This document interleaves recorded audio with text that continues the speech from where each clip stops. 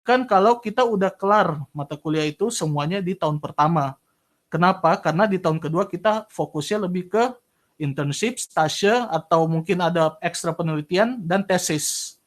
Dan tesis direncanakan sekitar kurang lebih 9 bulan prosesnya dari awal sampai akhir. That's why tahun kedua itu seharusnya, seyogyanya dikonsentrasikan ke tesis. Tahun pertama itu ekspektasinya adalah kita udah kelar semua mata kuliah yang compulsory untuk diambil. Nah, saya sendiri ngambil structural engineering, jadi ini daftar course-nya, dan saya akan terang ngeliatin lebih lanjut. By daily basis, kita prosesi di dalam kelas, bentuknya aula seperti ini, aula besar, bisa muat sekitar 100-an orang, atau bahkan 200 orang deh. Nah, kurang lebih sistemnya kayak gini, masih pakai papan kapur juga menulisnya.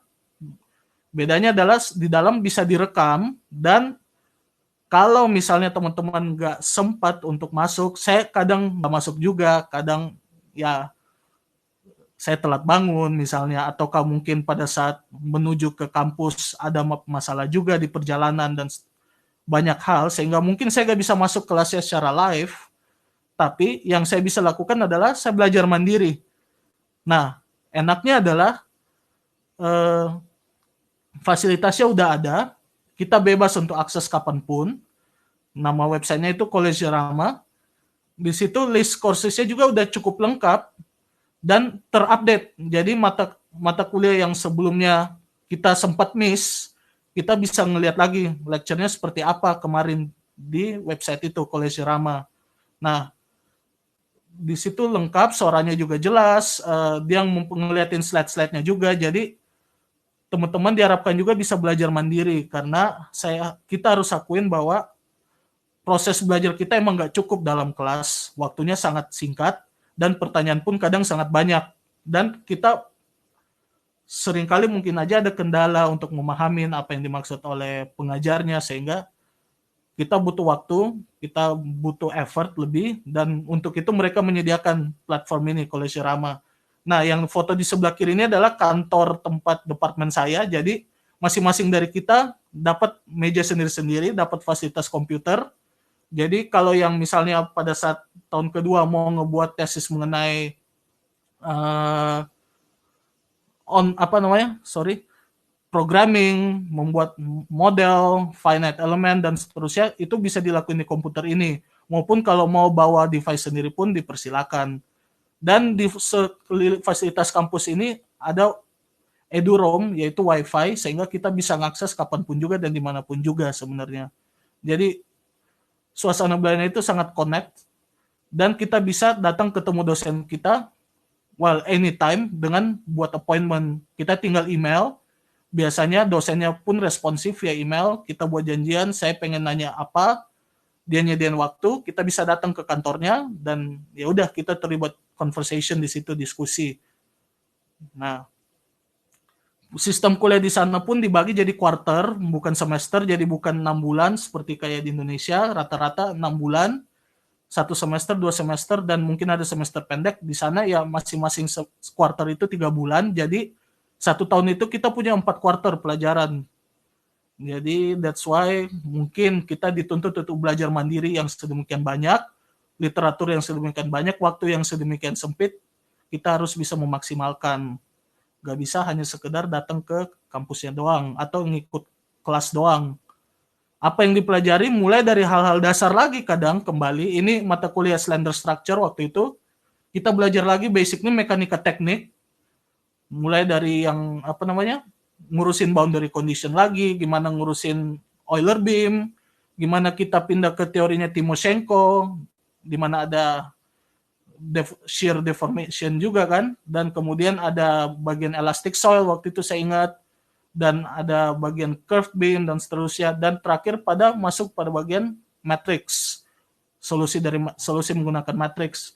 Kurang lebih adalah rekapitulasi yang kita pelajarin dari mekanika teknik. Bagian paling pertama kita belajar boundary condition dan matching interface condition dan seterusnya, sampai kepada mekanika teknik seri terakhir kita belajar lagi mengenai matrix. Nah, apa gunanya? Karena kita bakal pakai banget di mata kuliah yang lain. That's why mereka menganggap bahwa perlu ada pengantar lagi. Dalam hal ini dinamakan slender structure. Selain itu ada juga mata kuliah kayu di mana kita belajar secara komprehensif, gak hanya sekedar menghitung struktur kayu, membuat sambungan, membuat berdasarkan standar norma yang ada, harus memakai sambungan tipe dowel atau tipe paku atau apapun itu, tapi kita juga mulai belajar dari skala biologinya. Jadi pada saat kita belajar timber structure itu, saya punya 3 dosen. Satu sebenarnya konsentrasinya lebih ke steel, yang bakal mengajar mengenai connection. Satu adalah orang yang beneran kayu, yang bakal ngomong banyak mengenai timber grading, gimana bentuk-bentuk kayu yang unik, curved beam, pitch cambered beam, ya tipe-tipe jenis kayu misalnya. Dan ada juga dosen yang sebenarnya konsentrasinya biologi di awal. Jadi beliau akan menjelaskan gimana secara biologis kayu itu punya banyak perbedaan. Kenapa kayu itu kita bisa bilang anisotropik, kenapa kayu itu punya perbedaan misalnya nilai modulus elastis di arah yang berbeda, punya nilai kekuatan yang berbeda-beda. Nah, itu bakal dipelajari juga biologinya. Kita sebagai master student di sana required untuk tahu hal tersebut. Jadi kita belajar mulai dari cellular structure sampai kembali mengingat silem, phloem, dan seterusnya, lingkaran tahunan, dan seterusnya. Kemudian baru kita bisa aplikasikan sisi engineering-nya. Bagaimana menggunakan standar code atau mutu yang udah ada, dalam hal ini Eurocode, menggunakan kekuatannya, dan seterusnya, untuk kemudian mendesain apakah itu suatu struktur beam dan kolom, ataupun struktur sambungan, misalnya untuk atap atau seterusnya. Nah, itu kita pelajari secara mendetail. Nah, untuk teman-teman yang ngambil konsentrasi timber dan steel, dan terutama yang berniat ngambil konsentrasi timber, itu bakal belajar lebih jauh lagi sebenarnya mengenai apa namanya charring rate, yaitu ketahanan kayu terhadap apinya sendiri. Jadi seberapa tahan kayu terhadap pengaruh api, charring rate. Itu dipelajarin juga tapi di timber structure 2, dan itu compulsory untuk teman-teman yang ngambil konsentrasi timber atau steel. Nah, kalau yang untuk ngambil pavement, itu jadi elektif buat saya, dan waktu itu saya nggak berkesempatan untuk ngambil. Nah, kemudian lanjut, ini mengenai steel structure, ada 2 mata kuliah steel structure waktu itu, steel 2 dan steel 3, itu kurang lebih sama juga, belajar lagi tentang steel beam, mengenai tentang stabilitas dari steel, stabilitas dari structure. Kemudian waktu itu yang banyak dibahas mengenai connection, iya, tipe-tipe connection, ada yang pakai fin plate, ada yang pakai ada yang pakai moment resisting joint. Kemudian yang banyak dibahas juga mengenai beam, mengenai lateral torsional. Pada saat saya belajar kemarin steel structure, ini satu materi yang cukup panjang sebenarnya serinya, lateral torsional buckling. Dan kita diajar gak sekedar pakai hitungan teori biasa, artinya sekedar ngitung tangan, walaupun itu sangat penting, tapi kita juga diperlihatkan software yang bisa digunakan untuk analisis. Termasuk at least ada introduction dikit mengenai finite elementnya juga. Analisis menggunakan finite element di kelasnya. Jadi at least walaupun kita gak konsentrasi ke sana, tapi kita bisa ngelihat prosesnya. Gimana dia ngedesain dikit-dikit, sampai akhirnya jadi parameternya dan modelnya bisa jadi kurang lebih seperti di gambar yang saya tunjukin nih, kelihatan bahwa ada lateral torsional buckling gitu. Kalau yang structural steel ini saya lupa nama aplikasinya, LT-Beam namanya. Itu kalau nggak salah pengembangnya dari kampus di Prancis, tapi karena memang menggunakan Eurocode, ntar saya bakal singgung juga kalau Eurocode itu dipakai di seluruh Eropa juga, sama kurang lebih harusnya, jadi bisa dipakai juga di Belanda, dan kita diajar mengenai itu. Coba saya ketik namanya. Nah, LT-Beam. Selain itu, kalau untuk finite element biasanya kita pakai abacus atau kita kerjasama dengan salah satu research research organization di Belanda namanya TNO, itu ada namanya Diana finite element.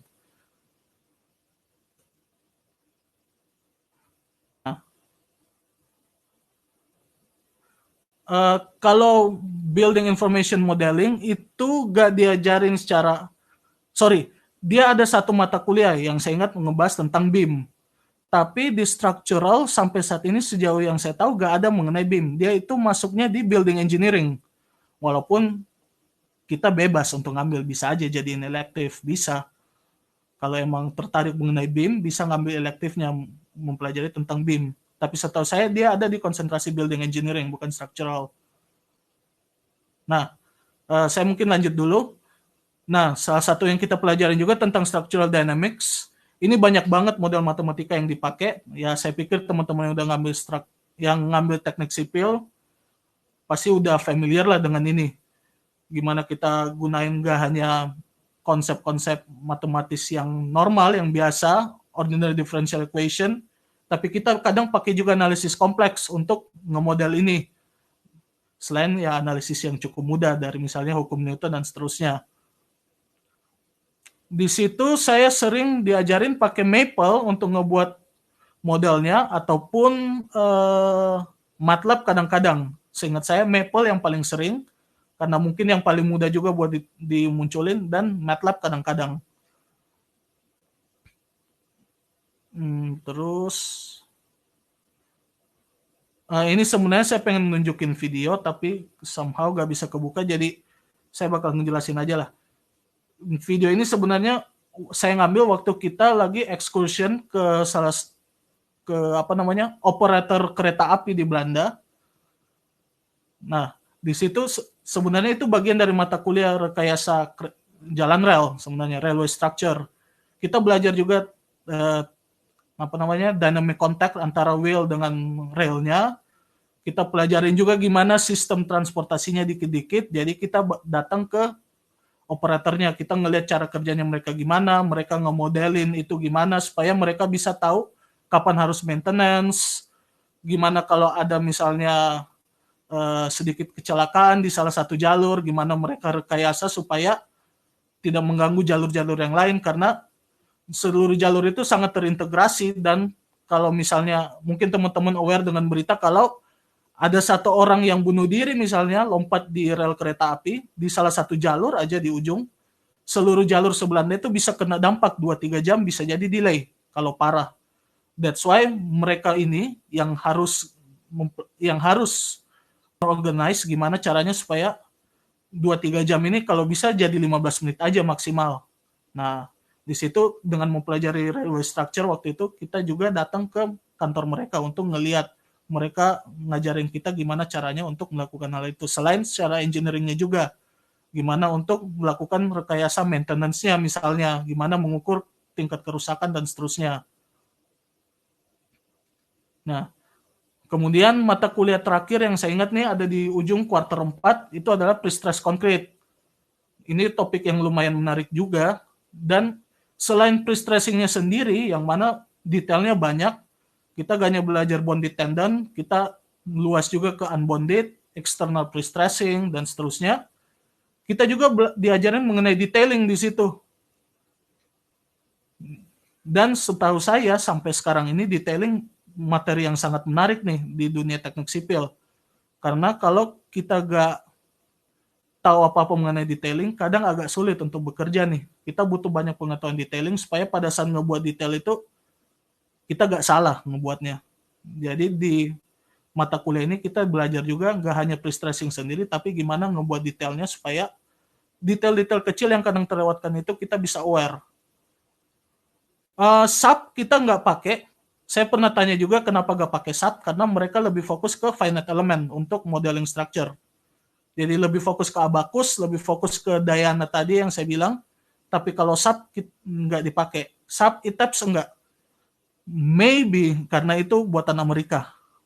Midas saya pernah lihat orang pakai, Midas, Plaxis kadang dipakai. Tapi kalau SAP ITAPS saya rasa karena makanya kode ACI dan bukan kode Eurocode, makanya gak dipakai.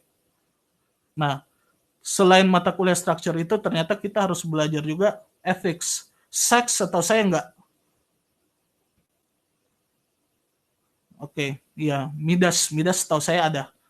Mata kuliah dinamika struktur tadi ada, saya sudah sempat singgung. Yang tadi, yang di sini, dinamika struktur. Kita ngebahas sebenarnya lebih ke basic, cara ngemodelinnya, rumusnya, misalnya expressionnya. Sedangkan angka-angkanya itu kita menggunakan operator Maple biasanya, Maple atau MATLAB. Tapi di kelas itu kita pelajarin kenapa diturunkan seperti itu.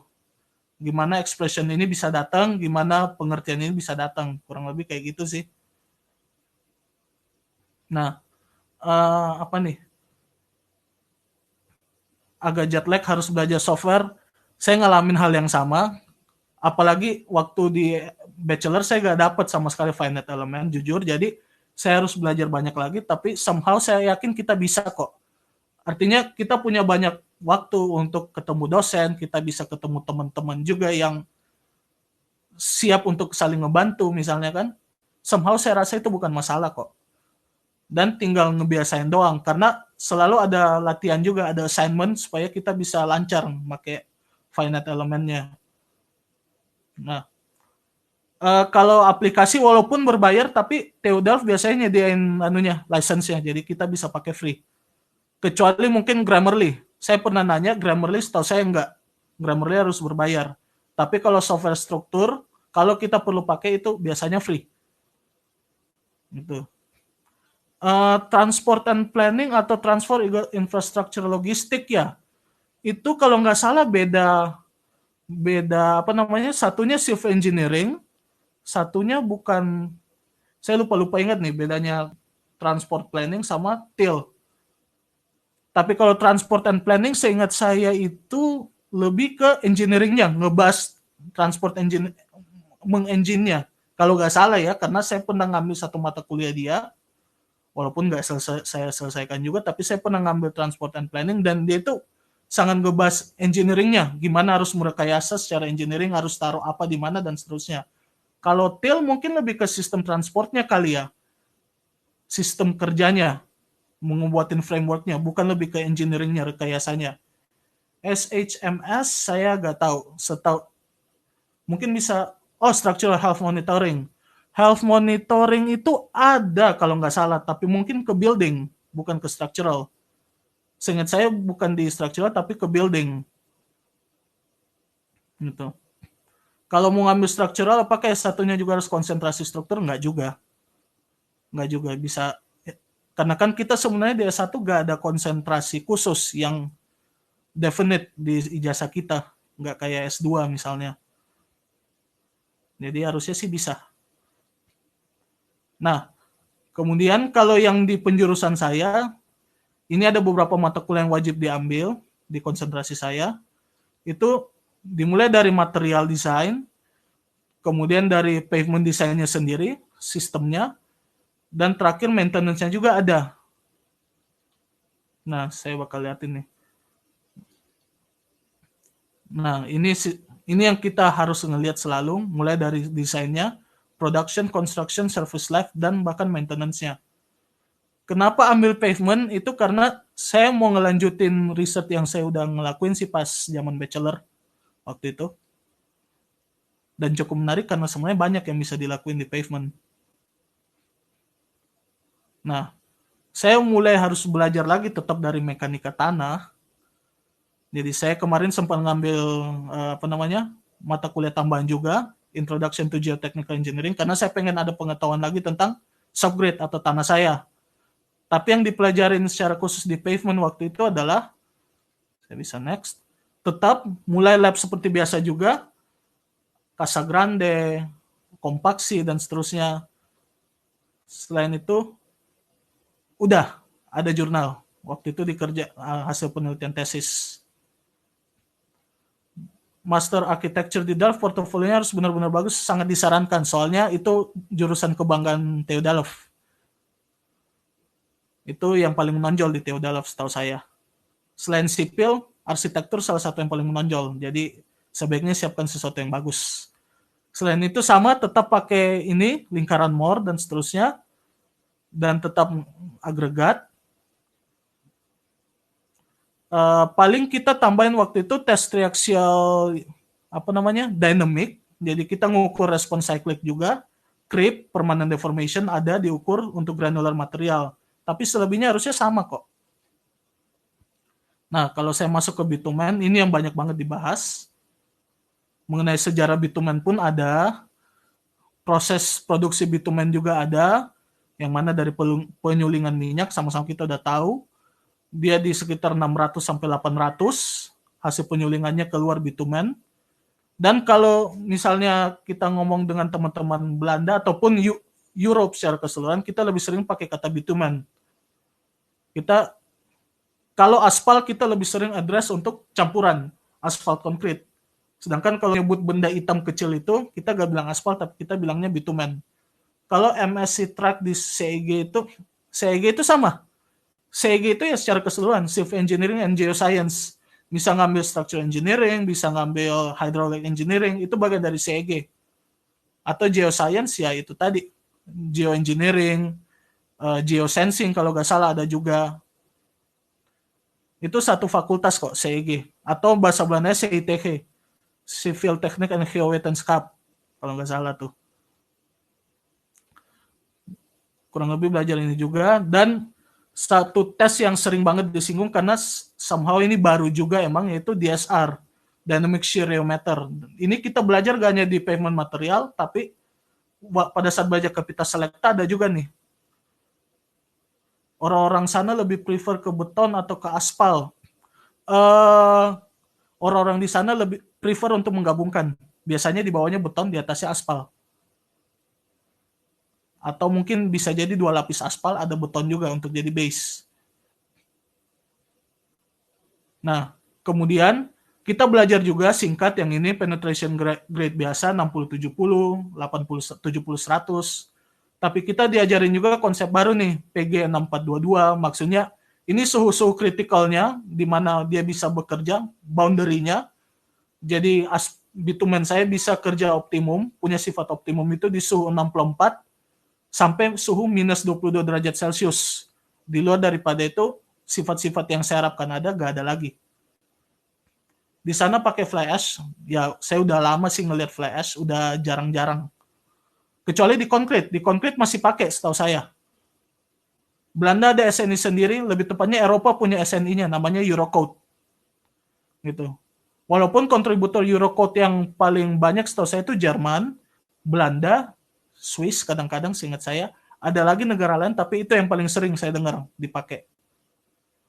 Konsentrasi earthquake resilient structure ada di bagian structural mechanics, itu teman-teman yang suka ngebahas dynamic structure, earthquake. Teman saya ada ngebahas earthquake juga waktu itu, secara khusus studi kasus gempa waktu itu di Groningen. Dan itu kalau nggak salah bisa kerja bareng anak mechanical juga. Karena profesor yang bagian dynamic itu ngajar di mechanical engineering juga somehow. Nah, saya kembali ke yang tadi, performance grade-nya itu punya requirement-nya masing-masing. Misalnya yang 6422 punya requirement dynamic shear seperti ini. Nah, di luar suhu yang tadi 64 atau minus 22, angka 46 ini udah gak valid lagi. Itu maksudnya. Kan dia pakai Eurocode tuh. Pas ngajar di kampus susah. Itu yang akan saya bahas ntar. Kemudian pavement design sama kurang lebih tetap pakai ISAL. Kemudian nentuin target VMA, void mineral aggregate, dan VA, air void seperti biasa.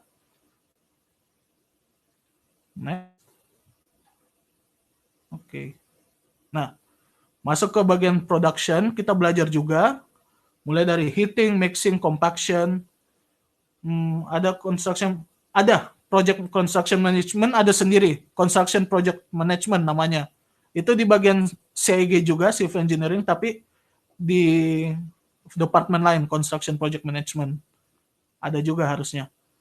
Ntar saya bakal singgung karena saya ngambil juga satu mata kuliah dari sana sebagai mata kuliah elektif saya. Kemudian kita diajar juga singkat mengenai bedanya batching atau drum plant. Kemudian diajari prinsip-prinsip di sini pada saat transport dan laying. Mulai mereka juga nerangin teknologi mereka, teknologi transport mereka yang baru kayak gimana, dan pada saat laying harus kayak ngapain, gimana. Itu diterangkan lagi. Dan menariknya lagi, kita gak cuma diterangin di sini, kita actually benar-benar turun ke project mereka. Waktu itu di sekitar Almere, kalau nggak salah, ada project jalan. Kita langsung datang ke sana, kita kenakan alat perlengkapan yang lengkap, benar-benar dengan sepatu safety. Dan ya kalau ada studi lapangan kayak gini, safety equipment itu biasanya disediain kampus. Biasanya disediain kampus atau kerjasama dengan si kontraktornya sendiri. Jadi teman-teman kalau ada studi lapangan nggak perlu terlalu takut harus ngeluarin biaya gimana-gimana. Karena biasanya disediain. Samakah sistem batchingnya dengan Indonesia? Sama kok harusnya. Sama. Secara prinsipal sama. Secara prinsipal harusnya sama. Cuma ya paling lebih advance karena lebih banyak pakai recycled pavement misalnya atau pakai bahan tambah yang banyak. Jadi itu aja bedanya, tapi secara prinsipal sama.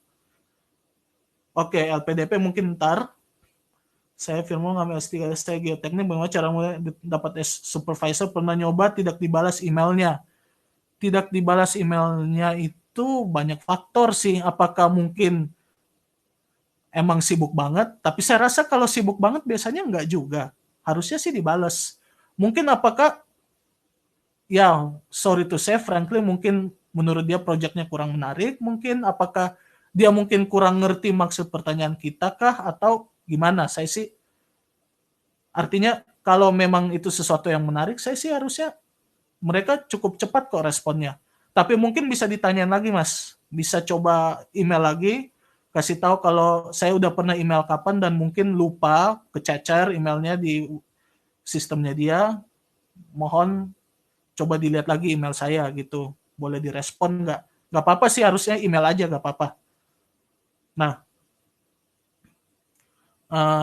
kemudian ini kita belajar teknisnya, kita maunya minimum paving temperature-nya gimana, terus gimana cara menjaga proses change-nya supaya kita memenuhi target density maupun target temperatur.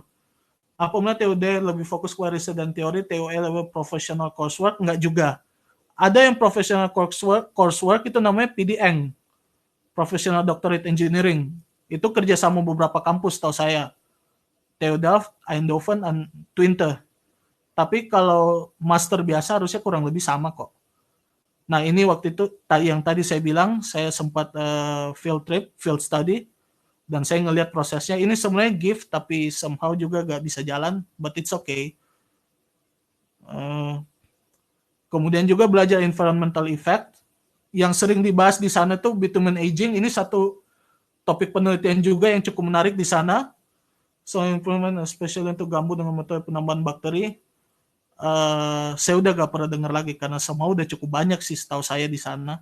Bahkan di sini pun kan udah cukup banyak tuh penambahan bakteri. Tapi bisa dicoba aja kalau emang tertarik, coba cek-cek di websitenya apa aja penelitian mereka kerjain. Misalnya ada yang match, ada yang sinkron, coba refer aja kalau Theodala punya materi ini dan saya tertarik, saya punya usul, boleh nggak? Gimana? Bisa nggak? Kalau emang ada yang match, harusnya bisa bagus. Nah, termasuk macam-macam distressing dan gimana cara menghalaunya. Mulai dari permanent deformation, ada cracking, ada raveling, masalah skid resistance. Oh ya, by the way, masalah skid resistance ini masalah yang cukup sensitif di sana, by the way. Makanya kenapa mereka sering ngadain perbaikan jalan walaupun sebenarnya kelihatannya bagus. Karena ternyata mereka sangat sensitif masalah ini dan kalau skid resistance-nya sedikit aja di bawah standar, mereka langsung bongkar. Itu yang saya tahu. Nah, apa yang kita pelajarin itu sebenarnya next. Nah, sebenarnya bagian dari mechanistic empirical design dari NCHRP. Ini dari Amerika sebenarnya, diadopsi oleh Eropa. Jadi take into account faktor climate, material, structure, load-nya, response-nya diukur, damage-nya kita tahu, dan jadi distress kita tahu. Aspal checking-nya pakai apa? Pelaksanaan pekerjaan aspal beton di Belanda itu seringnya summer periode karena menghindari dingin. Rata-rata pekerjaan perbaikan itu dikebut di summer, setahu saya. Aspal checkingnya pakai apa? Nah itu ada teknologinya juga, ntar saya liatin. Nah bagian risetnya itu banyak banget, mulai dari nanoscale, berarti kita main dengan teman-teman material science juga, microscale termasuk modeling, finite element, meso sampai mega mengenai proyeknya sendiri. Nah, mulai dari ini, introduction dari finite element misalnya, secara matematis singkat kayak gimana, sampai jadinya akhirnya kayak gini. Ini semuanya menggambarkan interaksi antara agregat aja nih sebenarnya. Ada agregat, ada interface-nya, dan gimana bereaksi kalau ada pembebanan. Kemudian ini damage simulation pakai finite element, yang sebenarnya itu dari sampel kita masukin CT scan, kemudian dari CT scan-nya diimport jadi model finite element ke Abaqus. Nah, ini juga sebenarnya, ini sebenarnya GIF juga tapi ternyata gak jalan, tapi di sini bisa ada damage evolution. Jadi kelihatan berapa distressing-nya di sini. Berapa stress yang muncul, apakah tensile ataupun compression. Nah, sama juga, ada juga model dari pengerjaan ITT test, dibuatin jadi model FEM, seperti ini, sama gak jalan juga. Tapi ada crack modelnya ada, dibuatin. Dan selain itu ada advance material yang diajar, misalnya recycle asphalt yang tadi saya udah singgung juga. Dan itu gak sekedar di penelitian doang, ternyata udah sangat sering dipakai. Banyak banget konstruksi jalan di Belanda itu yang udah pakai recycled asphalt. Kenapa? Karena mereka kekurangan bahan baku sebenarnya. Jadi mereka harus menggunakan sistem recycled supaya bahan baku yang mereka butuhin bisa disediakan terus. Selain itu mereka mulai beralih juga ke low mix temperature. Misalnya warm mix asphalt udah sering banget. Project terakhir yang mereka kerjain itu yang gunain rubberized asphalt concrete, warm mix, asfal karet, tapi yang warm mix. Mereka udah mulai pakai yang itu. Selain itu juga asfal plastik, reinforcing effect. Saya pakai waktu itu synthetic polymer. Nah, ini menjadi project saya. Asfal plastik, ketahanan. Oh, maksudnya oke. Ketahanan kalau yang dimaksud itu terhadap fatigue misalnya, stiffness-nya naik, setahu saya, kecenderungannya naik. Fatigue life-nya juga cenderung meningkat, aspal plastik maupun aspal karet. Setahu saya itu fatigue life-nya meningkat, dan ketahanan terhadap permanent deformation-nya menurun. Lumayan jauh. Aspal karet sudah ada di Indonesia. Iya, baru, benar, saya tahu, dari 2017. Benar. Tapi di sana udah dari lama masalahnya. Makanya ya itu, kita butuh banyak untuk mengejar. Karena saya tahu proyek aspal plastik itu baru. Ya, harus diakuin. Di jalan-jalan, di jalan tol ada, saya ingat waktu itu di proyeknya ditunjukin ada jalan tol yang pakai aspal plastik di sana. Aspal karet juga setahu saya udah.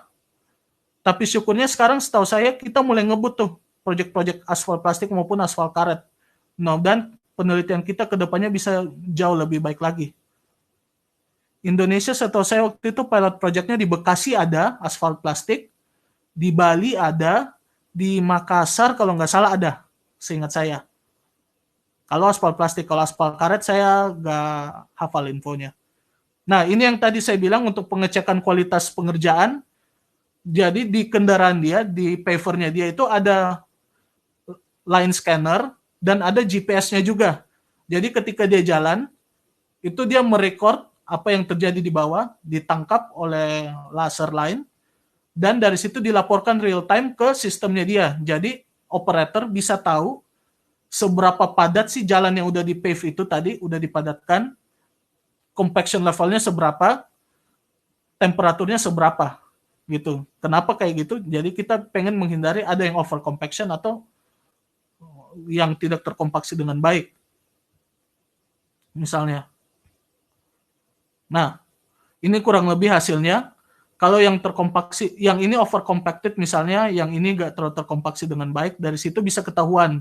Nah, dari situ bisa diproyeksikan kira-kira yang bakal cepat rusak itu yang ada di mana, dan harus diambil langkah preventifnya supaya nggak mengganggu proyek secara keseluruhan, gitu. Nah, seperti yang saya bilang tadi, selain Civil Engineering Geoscience ataupun Master Sipil, saya bisa ngambil dari mata kuliah dari manapun yang saya mau sejujurnya. Dan ada, walaupun ada yang bisa masuk perhitungan SKS kita, ada yang nggak bisa masuk ke perhitungan SKS. Nah, kalau teman-teman misalnya ngerasa pengen ngulangin mungkin mata kuliah mekanik di bachelor, saya pun hampir ngulangin itu, cuma waktu itu karena keburu gak ada waktu karena udah ngerjain tesis makanya gak bisa. Tapi teman-teman bisa ngambil lagi mata kuliah bachelor kayak structural mechanics. Itu teman-teman bisa ngambil lagi, ngulang lagi kalau emang mau misalnya, atau concrete structure 2 tadi gitu. Ataupun ngambil mata kuliah dari jurusan lain. Misalnya yang ini, saya ngambil dari construction project management. Itu namanya mata kuliahnya forms of collaboration. Di situ basically saya belajar tipe-tipe kontrak yang berbeda, yang sering mereka pakai di sana gimana. Mereka sering ngeliatin juga contoh aplikasinya kayak project apa ya waktu itu dia bilang konstruksi bangunan air kalau nggak salah yang mana kerjasama antar pemerintah dua daerah, gemeente, dengan kontraktor waktu itu. Nah, dia terangkan modelnya, dia ngeliatin contoh kontraknya kayak gimana, kemudian dari situ kita bisa belajar. Selain itu, tipe-tipe kolaborasi harus kayak gimana, ideally kayak gimana, tipe-tipe kontrak internasional pun kayak ada. P3 ada, PPP, Public Private Partnership, ada.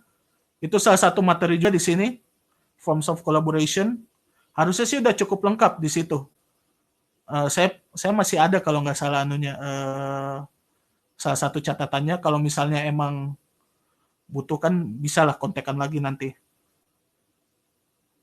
Selain itu saya ngambil language course juga. Saya nggak sempat ngambil language course pada saat di Indonesia, jadi saya ngambilnya pada saat udah di sana. Nama mata kuliah itu Delft Methode. Dan menurut saya kenapa saya pengen promosiin ini dikit karena menurut saya itu sangat efektif. Kenapa? Karena dalam kelasnya kita totally gak bisa pakai bahasa Inggris. Dalam kelasnya selama 1 jam lebih, kita full harus bahasa Belanda, bahkan mau minta izin ke WC pun mintanya bahasa Belanda. Kalau mintanya bahasa Inggris, dia bakal ngacangin kita, dia gak bakal ngejawab, kita harus pakai bahasa Belanda. Jadi ya, dengan sendirinya kita dipaksa untuk belajar. Makanya kalau teman-teman yang berniat misalnya mau kerja di sana dulu, segala macam, ngambil mata kuliah ini menurut saya bakal efektif. Karena somehow kita dipaksa. Enggak wajib. Enggak wajib juga sebenarnya. Saya aja yang pengen. Gitu. Kalau pakai bahasa Belanda, belanja dapat korting dong. Kalau lagi beruntung. Tapi at least kan kita tahu kalau lagi ada promo di mana, kita bisa baca karena kita ngerti. Kalau enggak takutnya salah. Tapi kalau kelas internasional pakai Inggris kok. Jadi masalah bahasa ini bukan masalah. Ini elektif namanya. Nah, mulai masuk di tahun kedua. Oh, ada kewajiban publish paper gak Master di TU Delft? Encourage, tapi gak wajib. Setahu saya gak wajib, tapi encourage. Untuk tesis lain penelitian, apakah masih ada tesis tentang perancangan, misalnya perancangan struktur atau bangunan bertingkat? Lebih ke structural modeling seharusnya. Dan itu biasanya encourage untuk belajar tentang finite element.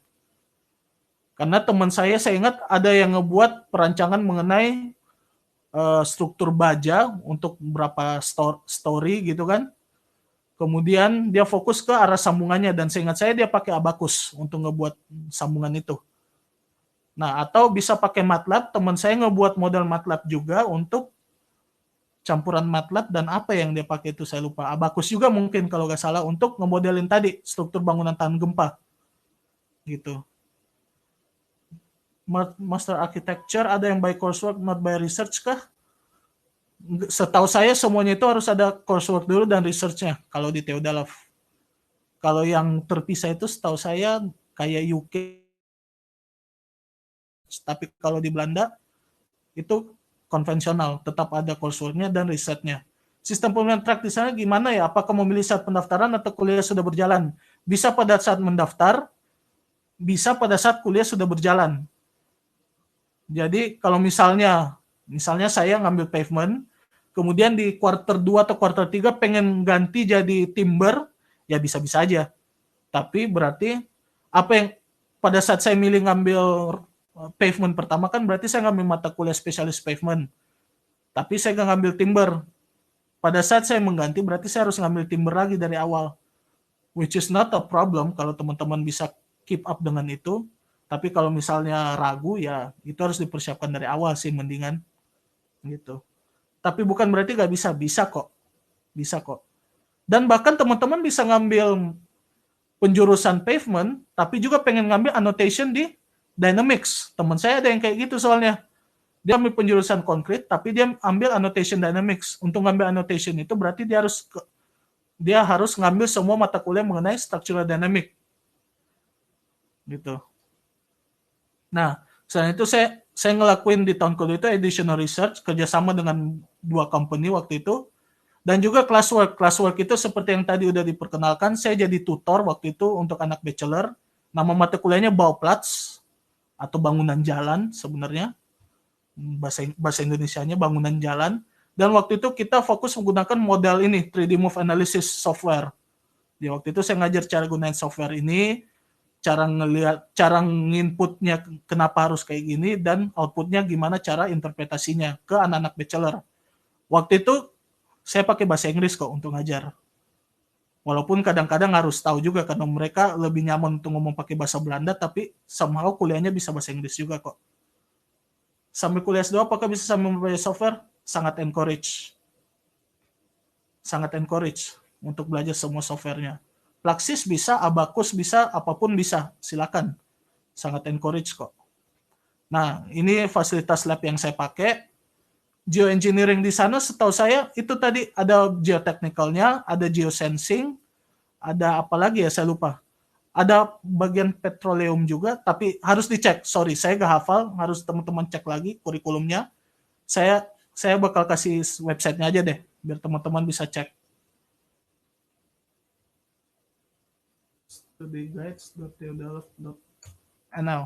Nah, sorry, ini tadi nama software finite elementnya Diana FEA.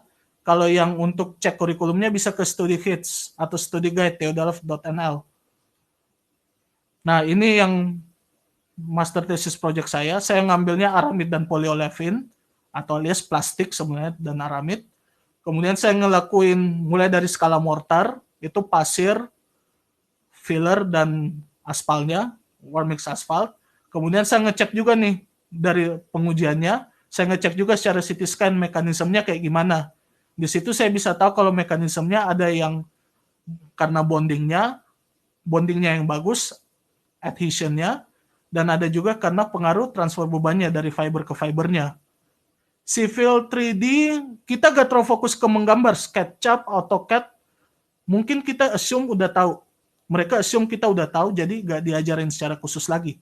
Untuk masalah drafter, Civil 3D, dan seterusnya. Seharusnya enggak, tapi kalau udah tahu ya sangat bagus, karena bisa dipakai untuk buatin tugas kan.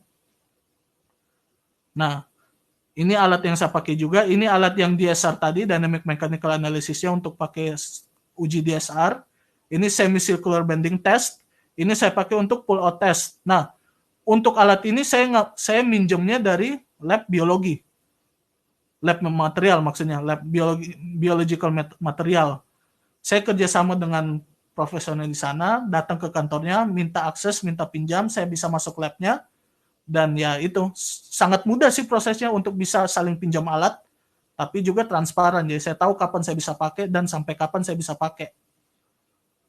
Nah, ini tesis komite saya, saya punya 7 orang penguji nih nampaknya. Cukup banyak sih makanya.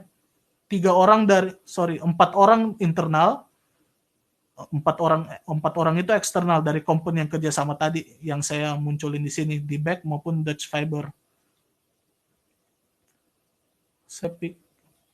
Oh ya, yang terakhir kalau teman-teman concern dalam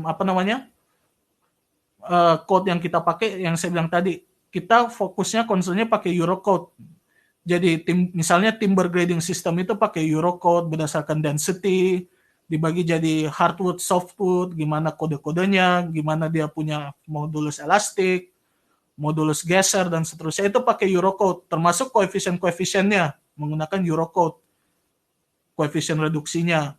Baja pun, kode-kodenya pun dari Eurocode. Kita nggak pakai standar Amerika gitu. Jadi mungkin ada sedikit perbedaan istilah-istilah, ada sedikit perbedaan metode desain, tapi ya pada saat saya balik ke Indonesia dan harus ngajar lagi, emang saya harus adaptasi lagi karena SNI kan kiblatnya ke Amerika.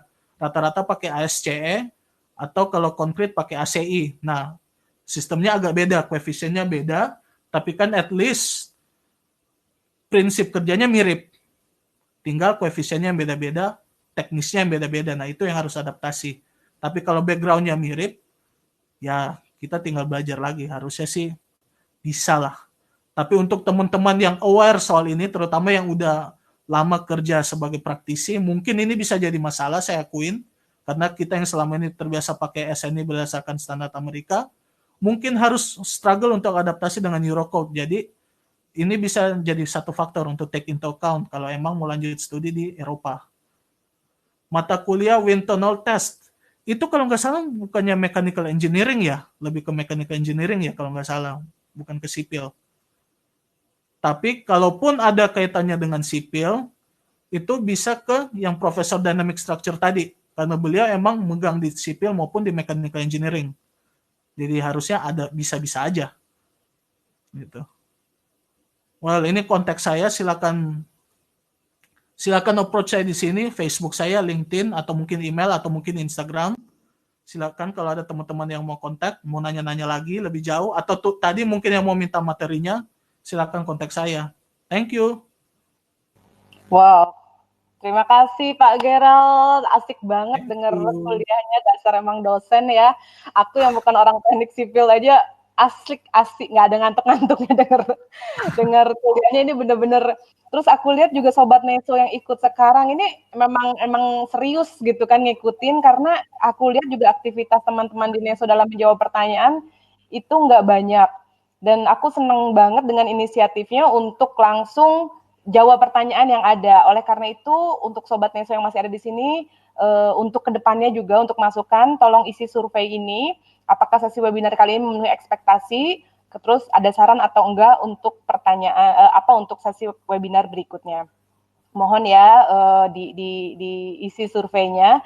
Terus kira-kira tadi ada pertanyaan yang belum kejawab atau enggak? Untuk itu kami kasih sesi. Ini tadi karena kita mulainya telat, makanya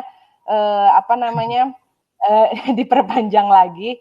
Jadi tadi kayaknya ada pertanyaan tentang LPDP yang belum kejawab ya, katanya mau ditunda. LPDP, benar-benar. Aku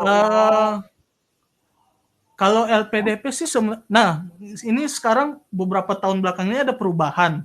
Jadi somehow TU Delft itu udah gak masuk di beasiswa reguler. Ini mungkin tolong dikonfirmasi lagi, cek di situs LPDP. Tapi seingat saya TU Delft itu udah gak masuk di beasiswa reguler. Sayang banget. Yang masuk beasiswa reguler itu adalah 20 kampus terbaik berdasarkan survei Bappenas kalau nggak salah, ataukah dari dari standar-standar Times ataupun QS. Tapi kalaupun apalagi untuk yang PhD, saya rasa masih bisa untuk kita argue kenapa kita pengen banget misalnya ke Delft, karena emang riset kita connect banget dengan Delft, misalnya alatnya yang paling lengkap di sana, atau supervisornya yang terkemuka mengenai riset kita itu adanya di Delft, harusnya masih bisa. Cuma kalau yang biasa kayaknya udah harus lewat jalur afirmasi deh. Nah, yang bisa didapat tidak lama secara setelah bachelor, iya harusnya sih enggak, bisa aja. Untuk yang fresh grade pun mau langsung mendaftar harusnya bisa. Cuma prosesnya tetap lagi menunggu setahun. Mulai dari seleksi paling awal sampai ada diklatnya, sampai keberangkatan itu biasanya setahun.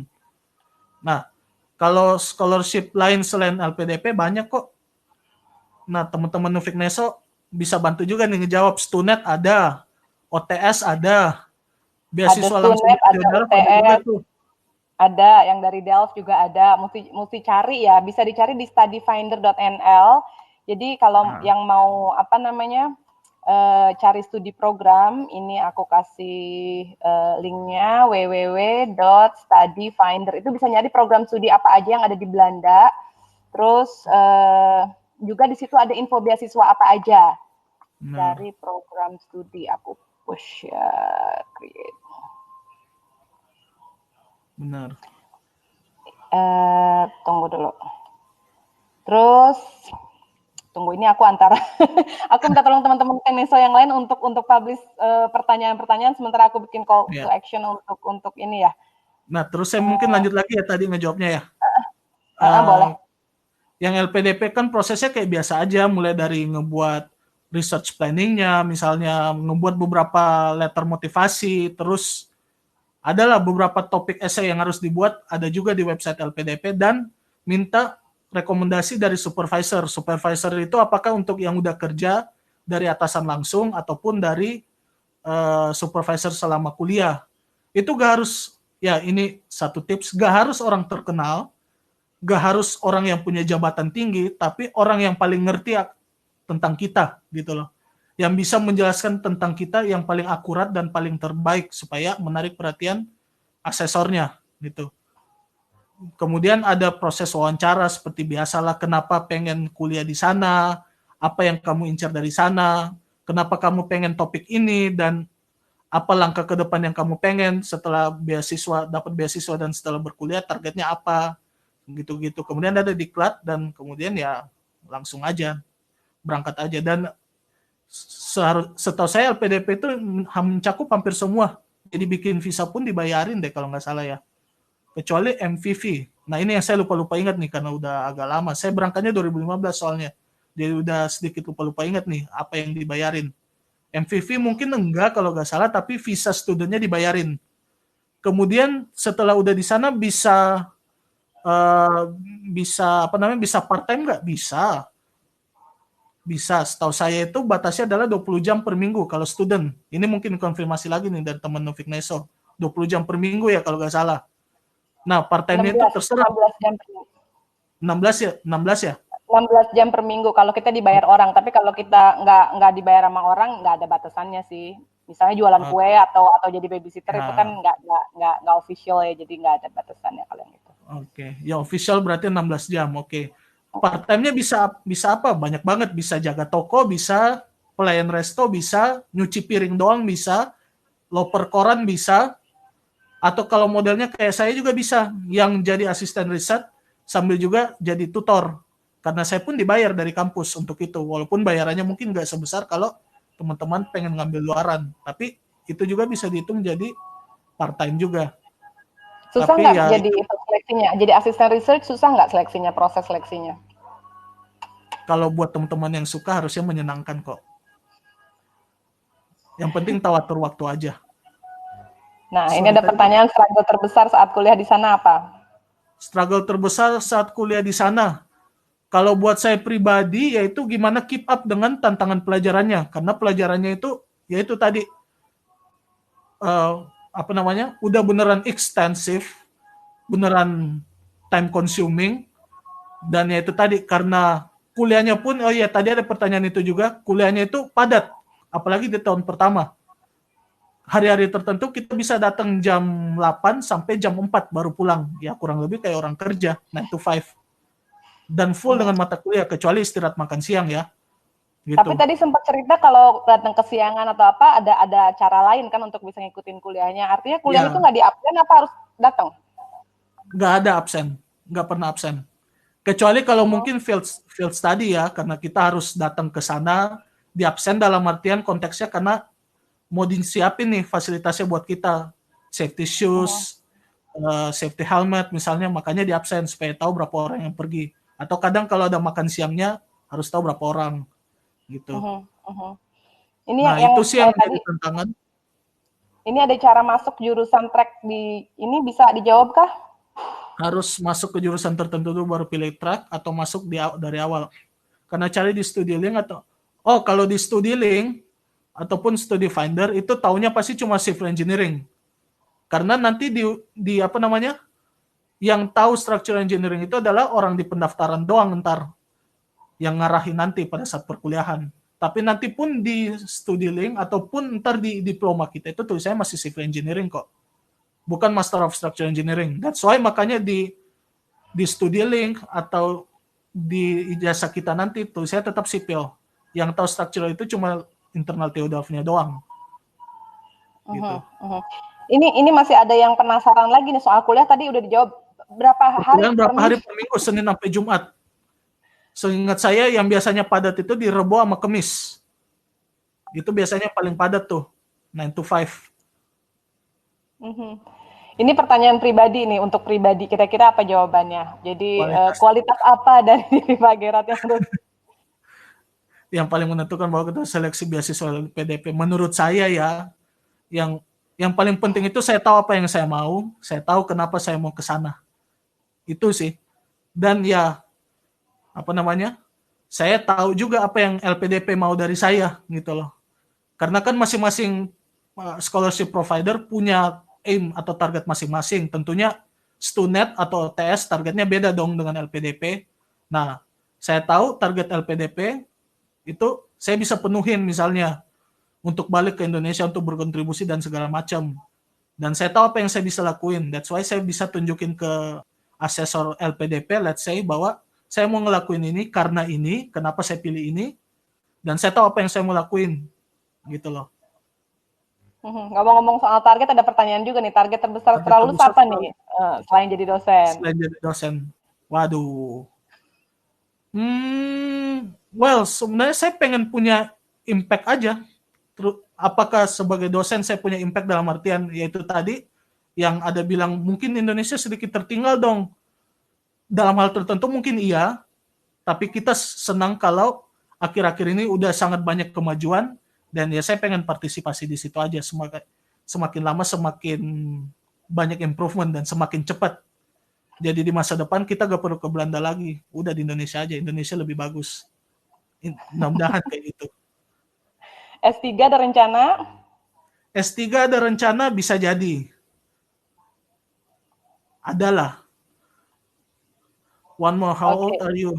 27, masih muda. Masih muda banget ya. Emang.